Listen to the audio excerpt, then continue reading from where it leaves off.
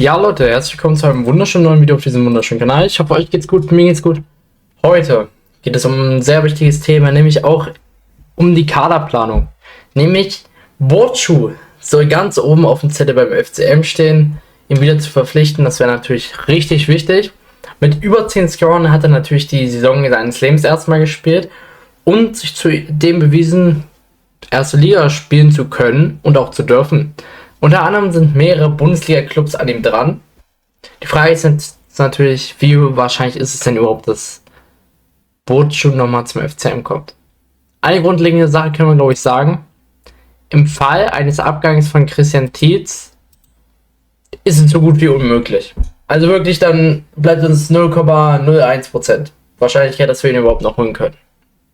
Weil er ist natürlich von Tietz klar gefördert worden, hat jetzt die Chance unter einem neuen Trainer Bundesliga zu spielen, egal ob Union oder bei einer anderen Mannschaft. Und man muss ganz klar sagen, das Potenzial hat er 100%. Er hat es gezeigt beim FCM mit guten Dribblings, einer guten Dribblingquote, auch einer guten Scorerquote. Alles stimmt für ihn. Der FCM hat jetzt klares Interesse bei ihm hinterlegt. Und grundsätzlich, ja, geht Tietz, kann ich mir grundsätzlich nicht vorstellen, dass er nochmal wiederkommt.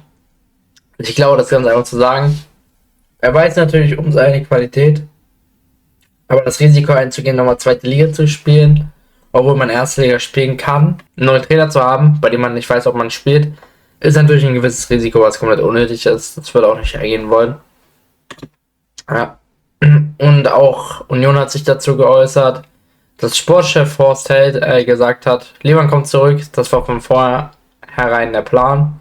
Eine tolle Zweitliga-Saison gespielt und wir erwarten ihn pünktlich zum Trainingsauftakt. Und damit haben wir schon die ganze Lage um Livan Burcu. Sie ist für den FCM sozusagen kritisch, weil die Wahrscheinlichkeit, dass wir ihn wirklich bekommen, auch bei einem Verbleib von Tietz sehr gering ist. Zudem soll der ja wahrscheinlich jetzt noch zu Schalke wechseln. Ich weiß nicht, vor einem Tag hieß es noch, dass Schalke kein Thema sein soll. Ja, es ist sehr, sehr hart aktuell, glaube ich, Clubfan zu sein, was Abgänge angeht. Livan Burcu, da brauchen wir uns grundsätzlich sehr wahrscheinlich keine Hoffnung machen. Aber das Interesse ist natürlich hinterlegt. Das ist ein Ding, eigentlich nur kommt er zum FCM, wenn er jetzt selber sagt, ich will unbedingt nochmal eine Saison für den Club spielen. Wie wahrscheinlich das ist, ja, brauchen wir nicht drüber reden, ist glaube ich sehr unwahrscheinlich. Er hat sich wohlgefühlt, auch das ist klar. Und war unglaublich glücklich, beim FCM spielen zu dürfen mit den Fans und so weiter. Aber was klar ist natürlich, dass er auch mehr will und auch Bundesliga spielen will. Das kann er mit dem FCM nicht. Kaufen können wir auch nicht, denn dafür ist er einmal 5 Millionen Euro zu teuer. Und ja, damit ist dann auch schon die Sache so gut wie gegessen, denn das wird sehr wahrscheinlich leider nichts werden, da müssen wir uns dann somit abfinden. Ja.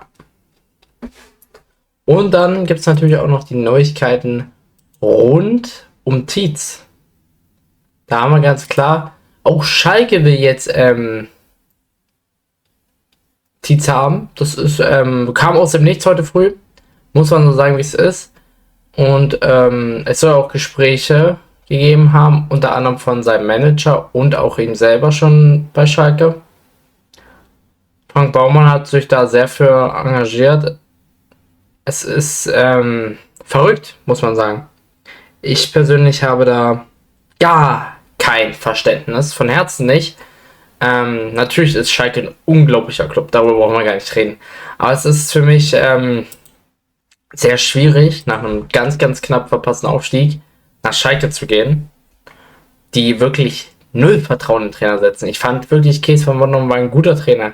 Die haben den komplett weggefeuert, als wäre er ein absolut schlechter Mensch und ja, hab dafür persönlich auch gar kein Verständnis. Ich persönlich würde ihm raten, wenn er gehen will und aktuell so auf dem Markt man schaut, nach Köln oder Wolfsburg zu gehen. Zudem ist er dann nicht so unsympathisch für die Clubfans, weil das würde ihn schon unsympathisch machen, wenn er nach Schalke wechselt. Vor allem, weil dafür auch sehr viele nicht Verständnis haben werden. Unter anderem auch ich, weil das überhaupt gar keinen Sinn ergibt. Ja, eine harte Trainersituation. Und sobald natürlich es offiziell ist, dass Tietz irgendwo hingeht, werden wir auch gucken nach einem neuen Trainer, das ist ja ganz klar. Ja. Und vor allem ist das Interesse jetzt bei Köln scheinbar auch nicht so groß. Aber wir wollen ja mal schauen. Die Konkurrenz ist ganz klar groß auf dem Markt. Schalke will ihn. Schalke hat aktuell die Pokerposition. Was man darüber denken will, ich weiß nicht. Scheinbar wird es von Werder Bremen gab es so oder so einen Kopf. Die wollten ihn ja von Anfang an nicht. Von Köln soll es jetzt auch einen Kopf gegeben haben. Also die Gespräche mit Wolfsburg sollen gut gewesen sein. Da gab es jetzt aber auch zuletzt nichts Neues. Deswegen.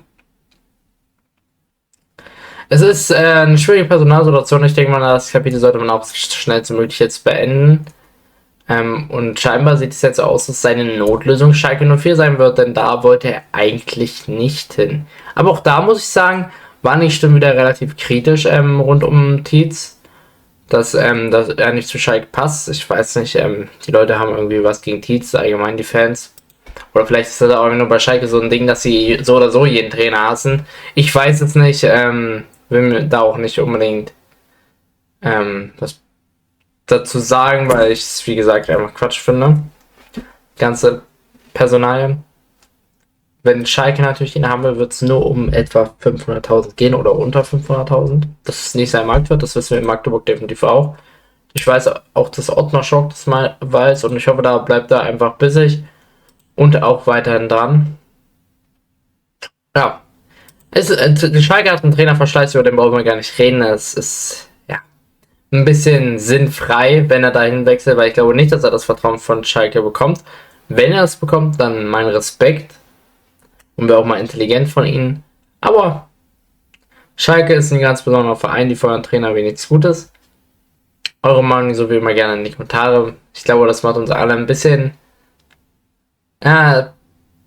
sauer, würde ich vielleicht sagen. Lasst ein Like und ein Abo da, wenn ihr das macht. Das sind die zwei Neuigkeiten, die wichtig sind. Und damit bis zum nächsten Mal.